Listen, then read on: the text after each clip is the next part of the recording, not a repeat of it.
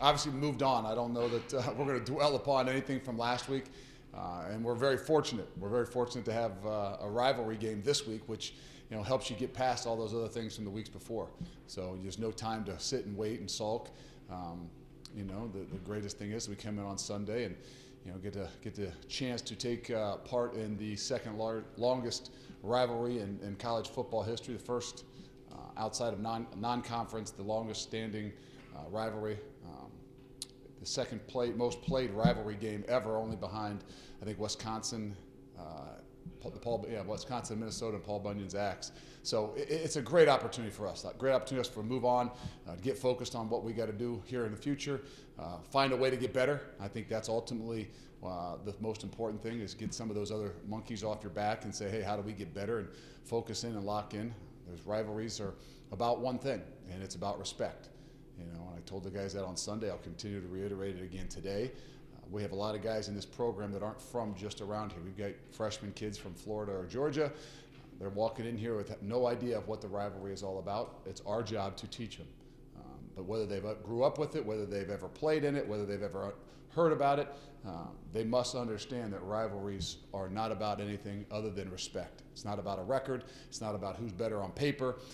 It has nothing to do with the outcome of last week's game or last year's game, the year before's game, or whatever the true history of the outcomes of the rivalry are. It's about a 1 week season, and for us, different too. A 1 week season in the sense that we got to bye in the following week. So. Really, really fortunate to have this game, I think, where it is right now, to really kind of turn our focus and to get our attention onto what's needed. Questions? Coach, do you know where health-wise, did you come out relatively clean from Columbus? I think so. I mean, obviously, Des went out of the game briefly there with a little ding. We had a few other guys that had little dings here and there, but hopefully that everybody will make the bell this week. I know in the first week we had some things. We had some things right before the first game with dokes and stuff like that. But hopefully we came out pretty healthy. And Tuesdays are always the day to find that out, to see where guys are, see if they're wounded dogs or they're hungry dogs, and we'll find out. Coach, the bell is right there, right now. Do you know where it's usually kept? Well, sometimes it's in the closet in my office. We sometimes have kept it, on display in our room. We've had it out at camp, but. It could be kept pretty much everywhere. As long as it's kept here at UC, I think that's the most important thing. Why'd you bring it out to camp? What's that? Why'd you bring it out to camp? Oh, we want the guys to understand and know what the rivalry is all about, the history of the rivalry. Like I told you, we've got a lot of guys that didn't grow up in the history of the rivalry. I'm one of them. I didn't grow up knowing the history of UC and Miami's rivalry. And my job when I came here was not to how do you respect the rivalry, as you understand and learn and teach your team about it. So. We always take those times at night to, do some of the UC history, whether it's the history of our stadium, the history of our program, focus on the rivalry. So make sure during camp time, the time we have all that together, the guys are understanding what's important to our program, and this game is really important to our program. You talked Saturday about wanting to see how the kids responded Sunday when they came in. What was your thought about the bus? We had a really good response. Like I said, those guys that were dinged up and hurt a little bit, all I asked them to be was not to be wounded dogs. And wounded dog is a guy that walks around and, sulks and has his shoulders down and slumped over and got a bad look on their face, whether they're hurt or not. And I tell you what, we went out there without any wounded dogs, and guys responded well. And that's what the test is all about. I mean, this is a marathon of a season, and it always is. It's not just 3 or 4 or 5 games. The beauty of it is you're going to have to swing every single week. And that's why, in that whole philosophy of getting 22 guys on offense, defense, and special teams as well, because you're going to have some of these situations, whether guys get dinged up, whether, guys don't play well. I mean, somebody else has got to have the opportunity to step up, and there's no greater time. How do you approach a film session like that where obviously, there might not be a ton of obvious? We didn't spend a whole lot of time on it. Us as coaches spent time on it. By the time the kids walked in here, we had a few things that we wanted to show them to make sure that they understand things that we have to get better on and at, but we didn't spend a whole lot of time with it. Again, you got to learn from those things, and I think individually guys learned as much as anything, whether we got to point some stuff out on film. So there's always a balance. You got to find what your team needs. you know, and if we were in a situation where I felt like we needed to watch the whole thing and sit down and really evaluate it, then we would have done that as a defense together, an offense together, or even as units together. But I believe the best thing for us was to pick out a few things, pinpoint a few things. It's about us, about how do we get better and move forward to the future. And we took a little bit of time of that and then got right onto the rivalry. Harry Young said after the game that the players, they're not losing another game. What does that say about how the players are responding as a collective unit after a tough game like that? Well, it's not about what you say, it's what you do. And sometimes guys in those situations, they're going to say some things. Perry's a very confident guy, and he's a leader, and he's a big part of our team. But the only way that you can ever have a chance to make anything like that come true is to focus on the next week. And I think that, is what our program's been about. We didn't go into camp and put a lot of emphasis on, any game other than the very first game. The only other emphasis we put on in camp was about this rivalry game. And I think that's what I want to show from our program more than anything, is regardless of who we were going to play in week 2 or who we're going to play in week 4, it was about, hey, who we playing in week 1, and we're always going to make an emphasis of what it's about to be a part of a rivalry. We saw Tavion for the first time Saturday. You saw him. Yeah. You saw him at camp. You saw him out in spring ball, but you saw him on the field. Yeah, does that mean he responded positively? Yeah, he did. He did. And we were in a situation, and he stepped back up and he became a part of it, and we got him back into the groove of playing the game.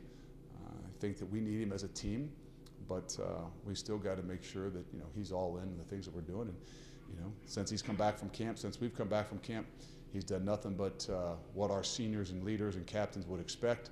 And when you do those kinds of things, you have opportunities. And when opportunities arise, you've got to take advantage of them. And I'm not saying we took the greatest advantage. We turned the ball over, but he took advantage of having an opportunity to play again. Luke, last week you talked about measuring yourself against the top 5 team. After that loss, do you feel like this locker room is hungry to go out and continue the dominance of this rivalry and prove themselves again? We are on to this week. So last week is, we didn't spend a whole lot of time. So, there's only one. I could say, I could sit here and tell you guys that, yes, we did this, we did that. But the reality is, what we see on Sunday, what we see on Tuesday at practice, what we see on Wednesday at practice is what you guys are going to see on Saturday. And I think that we want to, I don't want to say a whole lot. I want our actions to speak for ourselves. I trust these guys. I believe in these guys. We've come a long way, whether we, took a whooping or not. We've come an incredibly long way, and we're going to continue to grow. And I think this is going to be a great opportunity for us to grow and to get back at it. It's your first time coaching in this rivalry game at Nippert Stadium, and you talked about moving up to UCLA. You're excited to see what the atmosphere is going to be like. Is that the same for this game? Yeah, this is a rivalry game. Now, whether we played it in Paul Brown the year before, whether we played it at Miami the year before that, we play it at Nippert Stadium, we always love to play at home. It's exciting to get back in front of the home crowd, in front of our students in Ruckus, and I believe that they'll do the same thing they did in week 1. But when it comes down to a rivalry game, it's about just that. We kind of block out where we are and what we're, whether we're in Paul Brown or not, and focus on these things right here. Hope our guys aren't worried about that. But I hope they are excited about being back home and in front of a home crowd. You mentioned it took a little while to get the running game going against UCLA, and then obviously Ohio State played well against it. Are teams stacking the box? Is it some of the inexperience in the offense? No, I just think we got to continue to do some things to get Mike more involved, get him some energy and some momentum. But it's not the easiest thing in the world sometimes.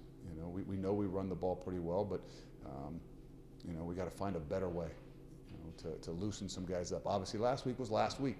UCLA was UCLA. This week will pose some different issues and problems as well. But either way, we know that we want to be a team that can run the football, and we've got to find ways to, for us to really to get Mike, whether it's longer runs or even some good momentum runs. It's big for us in our program and our during a game to have that energy, and it's created a lot of times by the running game, whether it's Mike, whether it's Dez, whether it was 2 years ago it was Jared Dokes, who in a really tough game, we had no momentum, and just Jared Dokes on a couple 3-yard, 4-yard, 5-yard hard fought runs really was the first time in that whole game that gave us some momentum. So we do pride ourselves not just on pounding the football downhill, but on generating some energy through the running game. When you guys have won 13 in a row in this rivalry, does that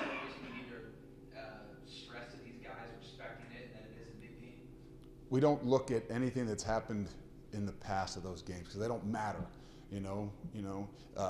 I'd say in the 5 of the last 6 games that we've won, we've been outplayed. Obviously, I've only been this will be my 3rd one. So last year, I think we played pretty well. The year before, we were completely outplayed. The 3 years previous to that, or the 4 years previous to that, as I look back at some of the films, I would say we were outplayed. And the reality is that's why it doesn't really matter whether the outcome of 2 years ago, 4 years ago, or 6 years ago. We got to respect the rivalry. How do you respect the rivalry? You prepare, okay, and everything that you do, you respect your opponent by the preparation and the emphasis that you put on a game. So I don't want our guys to look at whether we've won 2 in a row, 4 in a row, 6 in a row, 8. It shouldn't have any bearing on it because the rivalry far outweighs any of that. It has nothing to do with records and all those things. Now, with that being understood, you've got to understand, if you need to realize that you've won a bunch of them in a row to get you motivated to say, hey, this team's going to come in here fired up, then you don't really respect and understand what a rivalry is all about. Javon Hicks led you guys in tackles on Saturday at Ohio State. Seems like he's settling in, replacing James Wiggins nicely. What about him has allowed him to excel so quickly? I think he's in a position where he has a lot of opportunities, and when opportunities come your way, you got to be able to take advantage of them. Whether that's filling in for a guy that got dinged up, or you're in a game that there's a lot of opportunities. That's a spot for us that there's a lot of opportunities, and he's done a fine job at taking advantage of some of those opportunities. He's going to have to continue to grow, and we got to continue to do some different things with him and put him in some situations where maybe we can be more aggressive with him because he can make some plays for us. So happy for what he's done and where he's at. Never satisfied, and I think that's the kind of the balance into how do you continue to get these guys to grow and not worry about always the outcomes. Don't look at, okay, well, did I play well? Not the outcome. It's the little fundamental things that say give us an opportunity ultimately to play our best ball at the end of the year. Anything new on Kyrie? No. I mean, he obviously came home with us. He was cleared after the game to leave. He's been cleared to be back with us as a part of the team, but there's a lot of still work they got to get done. I know our guys aren't scared and nervous, but just the unknowns of things make it very difficult. It's across college football. Our medical staff's done a phenomenal job at just trying to reach out and find out if there's anything else out there that they can use to get a better grasp on what we're dealing with. So it's not easy for him either, to be in a situation because he feels really good and wants to be able to play, but there's a lot of things that we got to first find out.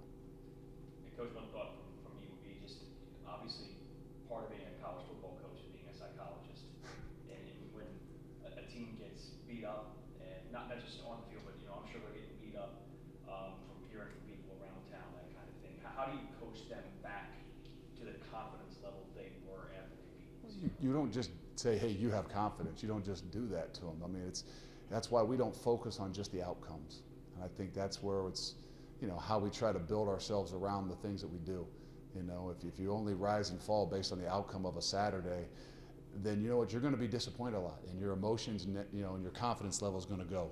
That's why even on Sunday when you come in, there's some things you want to show them just about fundamental things and technique things that we can do better, but it's a body of work, and that's what you want them to understand. That same thing about the difference between stress and pressure. And when you have confidence in what you do, it's just pressure. And I think that when you really focus and look into some of those things, there's some positives that you can find from the game and saying, hey, when you do things the right way, you have a chance to have success. When you don't, it's not just the big plays that happen. So there's not one thing. There's not some speech I could come up here and give them to say you're going to have the greatest confidence in the world. You get confidence through believing in yourself. You get confidence through preparation. You get confidence through doing things over and over again. You get confidence in your training. And I think that one game can't wreck you or ruin you. It can shake you. But if you really believe in what it is that you do and the way you've worked and the way you've done that, that's a part of the game. I told those guys, anybody that's never been punched in the mouth and beat up, you probably haven't played a whole lot of ball, whether it's football or any other sport. And you got to move on. You don't dwell upon it. It doesn't define you. We didn't say anything at the beginning of the year about wins and losses because we don't. It's a journey. It's not a destination that we're after. And hopefully those are the things that you build around to give you and gain confidence and not just in yourself and the people, but also in the people around you.